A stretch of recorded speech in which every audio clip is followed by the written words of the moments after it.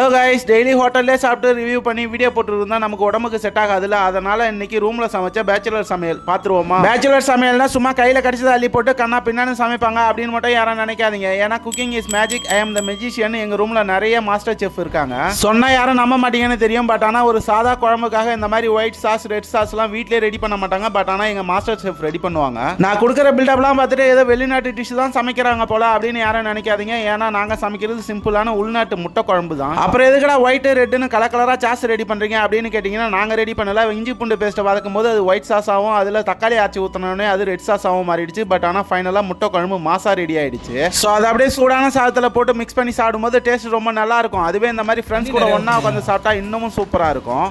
ராஜாக்கள் மாளிகையும் காணாத இன்பமடா, நாலுகால் மண்டபம் போ நாங்கள் கொண்ட சொந்தம். அண்ட் இந்த வீடியோ பிடிச்சிருந்தா லைக் பண்ணுங்க. டாடா கைஸ், பாய்.